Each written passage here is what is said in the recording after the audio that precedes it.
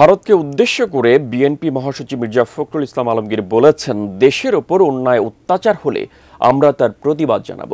ঠাকুরগাঁওয়ে হরিপুর উপজেলায় এক জনসভায় দেয়া বক্তব্যে তিনি গণ অভ্যুত্থানের মাধ্যমে অর্জিত বিজয় যেন হাতছাড়া না হয় সে বিষয়ে সতর্ক করে দেন।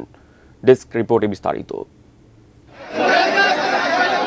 আওয়ামী লীগ সরকারের পতনের পর থেকে নিজেদের ঘর গুছিয়ে নেয়ার পাশাপাশি দেশে কি ধরনের সংস্কার চায় সে নিয়েও কথা বলে আসছে বিএনপি। মতবিনিময় করছে দেশের বিভিন্ন প্রান্তের নেতা কর্মী ও সাধারণ মানুষের সাথে। তারই ধারাবাহিকতায় বিএনপি মহাসচিব মির্জা ফখরুল ইসলাম আলমগীর গিয়েছিলেন ঠাকুরগাঁও হরিপুর উপজেলায়। সেই বিজয়কে কিন্তু নষ্ট হতে দেবেন না।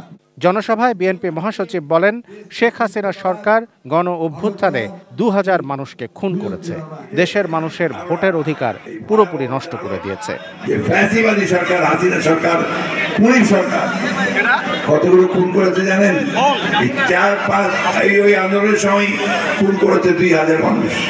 সবাই যেন ভোট দিতে পারে, যার ভোট সে দিবে, যাকে খুশি তাকে দিবে, তাই না? এবং সেই ভোটের মধ্যে দিয়ে আমরা প্রতিনিধি নির্বাচন করব।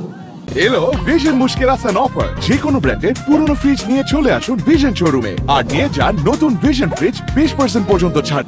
অন্তর্বর্তী সরকারকে সময় দেওয়ার পাশাপাশি সকলকে সরকারের পাশে থাকার আহ্বান জানিয়ে মির্জা ফখরুল বলেন, এই সরকার কাজ শুরু করেছে, তাদের সময় দিতে হবে। এরা কাজ শুরু করেছে, এরা সবাই নিরপেক্ষ মানুষ, কোনো দল-টল করে না, কিন্তু দেশটাকে ভালোবাসে, তারা দেশের জন্য কিছু কাজ করতে চায়। আমাদের দায়িত্ব হবে তাদেরকে সহযোগিতা করা। মির্জা ফখরুল কথা বলেন সীমান্ত হত্যা নিয়েও। অনেক খারাপ কাজ করে ওরা, তাই না? আমাদের লোকজনকে গুলি করে মেরে দেয় সীমান্তে। আমরা ভালোভাবে থাকতে চাই তাদের সঙ্গে, অসৎ প্রতিবেশী হিসাবে থাকতে চাই, কিন্তু আমাদের উপরে যদি কোনো অন্যায় অত্যাচার হয় তার প্রতিবাদ আমরা জানাবো। এ সময় দলের নেতা কর্মীদের শান্ত থাকার আহ্বান জানিয়ে বলেন, কেউ যাতে কোনো অন্যায় কর্মকাণ্ডে জড়িয়ে না পড়েন। আমরা মানুষের পাশে দাঁড়াবো। Shamsul Arefin, desk report, ATN news.